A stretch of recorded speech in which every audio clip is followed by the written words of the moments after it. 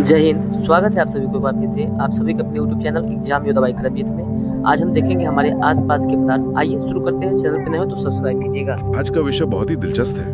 हम बात कर रहे हैं NCERT कक्षा 9 विज्ञान के पहले अध्याय की, हमारे आसपास के पदार्थ यानी मैटर इन आवर सराउंडिंग्स। ये विषय जितना बुनियादी है उतना ही रहस्यमयी भी है, और आज इसको समझने के लिए हमारे पास जो स्रोत है वो UPSC, PCS, SSC और रेलवे जैसी परीक्षाओं के लिए बनाए गए स्मार्ट नोट्स हैं। हाँ, यानी एकदम निचोड़ मिलने वाला है आज। बिल्कुल, इन नोट्स में सिर्फ तथ्य नहीं है बल्कि उनके पीछे का विज्ञान भी है। तो इस सफर की शुरुआत एक बहुत ही बुनियादी सवाल से करते हैं। आखिर ये पदार्थ या मैटर है क्या? देखिए, विज्ञान की कसौटी इस मामले में बहुत सख्त है। ब्रह्मांड की हर वो चीज जो दो शर्तें पूरी करती है उसे पदार्थ कहते हैं। दो शर्तें कौन कौन सी? पहली शर्त है कि उसका अपना द्रव्यमान होना चाहिए, यानी मास, उसमें कुछ वजन होना चाहिए। और दूसरी शर्त ये है कि वो स्थान घेरती हो। स्थान घेरती हो मतलब जिसका कोई वॉल्यूम या आयतन हो, राइट? एकदम सही। अगर कोई चीज जगह घेर रही है और उसमें वजन है तो वो पदार्थ है। ये तो आधुनिक विज्ञान की बात हुई, पर स्रोत में एक बात बहुत रोचक लगी मुझे। कौन सी बात? वही कि हमारे प्राचीन दार्शनिकों ने इस पर बहुत पहले काम कर लिया था। जैसा महर्षि कणाद ने माना था कि दुनिया की हर चीज 5 तत्व से बनी है: वायु, पृथ्वी, अग्नि, आकाश और जल। हाँ, वो एक दार्शनिक नजरिया था, पर जैसे जैसे विज्ञान आगे बढ़ा हमने पदार्थ को मापने के तरीके खोज लिए। हाँ, और आधुनिक विज्ञान इसको भौतिक स्वरूप और रासायनिक प्रकृति के आधार पर देखता है। अब थोड़ा इसके अंदर झांकते हैं। अगर हम किसी लकड़ी के टुकड़े को माइक्रोस्कोप से देखें तो वो कैसा दिखेगा? बहुत लंबे समय तक लोगों को लगता था कि पदार्थ लगातार या कंटिन्यूअस ब्लॉक की तरह होता है। हाँ, मुझे भी बचपन में यही लगता था। पर ये गलतफहमी थी। पदार्थ किसी रबड़ के ब्लॉक जैसा नहीं, बल्कि रेत के ढेर की तरह छोटे छोटे कणों से बना होता है। और इस बात को साबित करने के लिए स्रोत में वो NCERT वाला प्रयोग भी दिया है ना, पोटेशियम परमैंगनेट का। बिल्कुल, जब हम पानी के बड़े बीकर में इस रसायन का एक छोटा सा क्रिस्टल डालते हैं तो पूरा पानी बैंगनी हो जाता है। मतलब उस एक छोटे से कण के अंदर भी लाखों कण छिपे थे जो पानी में फैल गए। हाँ, इस प्रयोग से पता चलता है कि एक छोटे से बिंदु में कणों की संख्या हमारी कल्पना से भी बाहर है। इसके बाद स्रोत एक और चौंकाने वाली बात बताता है: कणों के बीच खाली जगह यानी स्पेस बिटवीन पार्टिकल्स। हाँ, जिसे हम इंटरमॉलिक्यूलर स्पेस कहते हैं। जब हम पानी में नमक या चीनी घोलते हैं तो पानी का स्तर बढ़ता नहीं है। ये कैसे संभव है? इसका जवाब उन्हीं कणों की खाली जगह में है। पानी के कण एक दूसरे से एकदम चिपके नहीं होते, उनके बीच जगह होती है। और चीनी के कण उस जगह में जाकर छिप जाते हैं। एकदम सटीक। इसी वजह से पूरे मिश्रण का आयतन नहीं बढ़ता। ये तो बिल्कुल वैसा ही है जैसे एक जार को पत्थरों से भर दें और उसमें रेत डालें। रेत पत्थरों के बीच की खाली जगह में चली जाती है और जार का आकार नहीं बढ़ता। वाह, ये एनालॉजी बहुत ही शानदार है। माइक्रो लेवल पर एकदम यही घटित हो रहा होता है। ये तो बनावट की बात हो गई। अब जरा उस गुण पर आते हैं जो सबसे ज्यादा हलचल मचाता है: गति। हाँ, कण कभी शांत नहीं बैठते, वो लगातार गतिशील होते हैं। स्रोत इसे गतिज ऊर्जा या काइनेटिक एनर्जी कहता है। बिल्कुल, चाहे ठोस मेज हो या पानी या हवा, सबके कण हमेशा कांप रहे हैं या भाग रहे हैं। तो इसमें एक गोल्डन रूल भी आता है ना, जो परीक्षाओं में पूछा जाता है। हाँ, नियम ये है कि तापमान बढ़ाने पर गतिज ऊर्जा बढ़ती है, कण और तेजी से भागने लगते हैं और विसरण या डिफ्यूजन तेज हो जाता है। अच्छा, इसीलिए जब घर में गर्मा गर्म खाना बनता है तो उसकी महक दूर तक आती है। सही पकड़ा। गर्म खाने के कणों में ऊर्जा ज्यादा होती है तो वो हवा के कणों के साथ तेजी से मिलकर हमारी नाक तक पहुंच जाते हैं। और ठंडे खाने की महक के लिए नाक को बर्तन के पास ले जाना पड़ता है। बिल्कुल। इसके बाद एक और महत्वपूर्ण गुण आता है आकर्षण बल।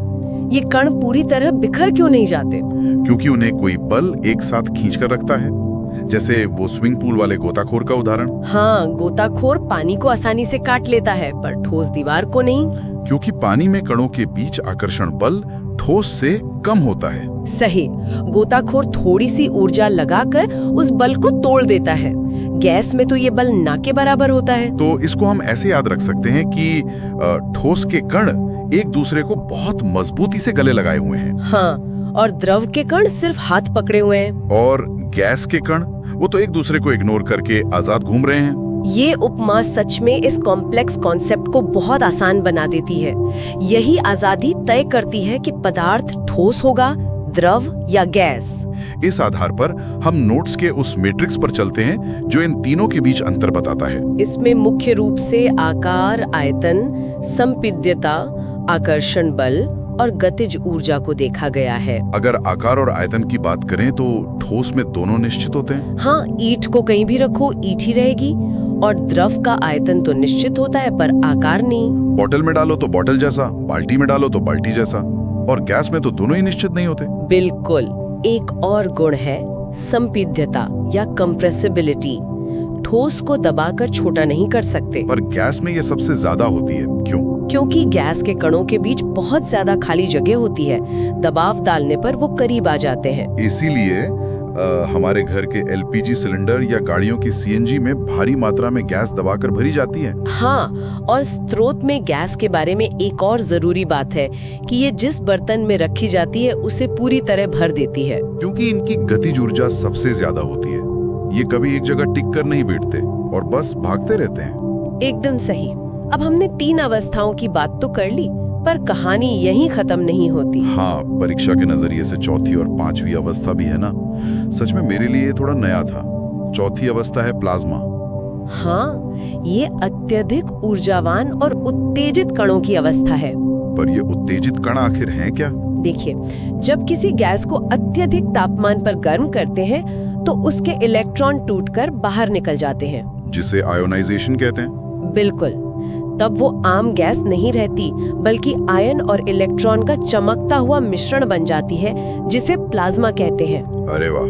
और इसके उदाहरण हमारे आसपास ही हैं, जैसे नियॉन साइन बोर्ड या फ्लोरोसेंट ट्यूब। हाँ, और सबसे बड़ा उदाहरण हमारा सूरज और तारे हैं।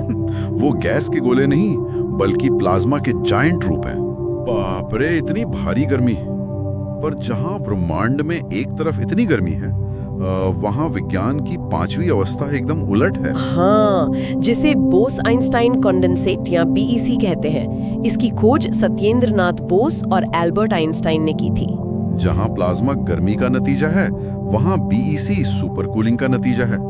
ये बनती कैसे है? इसके लिए बहुत ही कम घनत्व वाली गैस को परम शून्य तापमान के बेहद करीब तक ठंडा किया जाता है। मतलब उनकी काइनेटिक ऊर्जा तो लगभग खत्म ही हो जाती होगी। हाँ, वो एक दूसरे से दूर भागने के बजाय एक साथ जुड़कर एक क्वांटम अवस्था में आ जाते हैं। हमेशा 3 ही अवस्थाएं पढ़ाई जाती हैं, पर तारों की चमक और लैब की सुपर कूलिंग के बिना ब्रह्मांड की समझ सच में अधूरी है। बिल्कुल, और इसी ऊष्मा और ठंडक से जुड़ा है हमारा अगला टॉपिक, अवस्था परिवर्तन। स्रोत में कुछ महत्वपूर्ण तापमान दिए हैं परीक्षा के लिए। हाँ, जैसे एक एटीएम पर बर्फ का गलनांक 273.16 केल्विन है और जल का क्वथनांक 373 केल्विन होता है।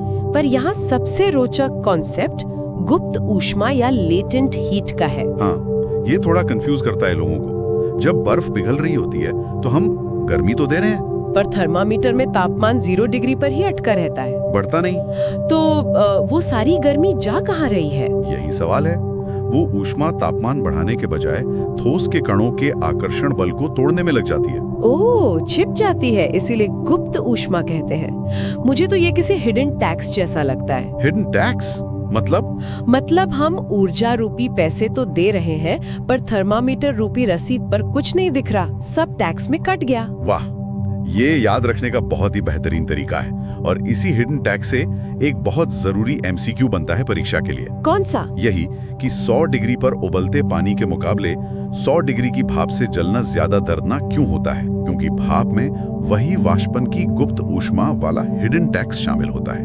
उसमें ऊर्जा ज्यादा होती है। बिल्कुल सही। अब ये तो तापमान की बात हुई, पर दाब या प्रेशर से भी अवस्था बदलती है ना? हाँ, दाब बढ़ाने और तापमान कम करने से गैस द्रव में बदल सकती है, जिसे लिक्विफैक्शन कहते हैं। जैसे हमारी रसोई वाली एलपीजी जो सिलेंडर में द्रव रूप में होती है। और ड्राई आइस यानी ठोस कार्बन डाइऑक्साइड भी तो इसी का उदाहरण है। हाँ, उस पर बहुत दाब डाला जाता है और इसकी खासियत ये है कि एक एटीएम पर ये पिघलकर पानी नहीं बनती, बल्कि सीधे गैस बन जाती है। जिसे ऊर्ध्व पतन या सब्लिमेशन कहते हैं, जैसे पूजा वाला कपूर। बिल्कुल। और इसके उलट जब गैस सीधे ठोस बन जाए तो उसे निक्षेपण या डिपोजिशन कहते हैं। चलिए, कपूर का रहस्य तो समझ आ गया। अब इस विश्लेषण के आखिरी हिस्से पर आते हैं, जो हमारी रोजमर्रा की जिंदगी से सबसे ज्यादा जुड़ा है और वाष्पीकरण में अंतर्निस्रोत ने क्लियर किया है। हाँ, उबलना पूरे द्रव में एक साथ होता है, पर वाष्पीकरण सिर्फ सतह पर होता है, वो भी क्वथनांक से कम तापमान पर। और इसके 4 कारक होते हैं। पहला है सतही क्षेत्रफल, इसीलिए हम कपड़े हमेशा फैलाकर सुखाते हैं। दूसरा है तापमान, गर्मी में कपड़े जल्दी सूखते हैं क्योंकि कणों को ऊर्जा मिलती है। तीसरा है आर्द्रता या ह्यूमिडिटी। हाँ, बारिश के दिनों में हवा में पहले से नमी होती है तो पसीना या कपड़े आसानी से नहीं सूखते। और चौथा कारक वायु की गति है। तेज हवा में कपड़े जल्दी सूख जाते हैं। और इस वाष्पीकरण का सबसे मजेदार हिस्सा है इसका कूलिंग इफेक्ट, ठंडक। बिल्कुल, जब द्रव वाष्पीकृत होता है तो वो आसपास से ऊर्जा सोख लेता है, जिससे वहाँ ठंडक आ जाती है। गर्मियों में मिट्टी के घड़े का पानी इसी तरह तो ठंडा होता है ना? हाँ, घड़े के छिद्रों से पानी सतह पर आकर वाष्पीकृत होता है और घड़े की गर्मी सोख लेता है। और हथेली पर एसीटोन या पेट्रोल डालने पर भी यही घटना होता है। सही कहा।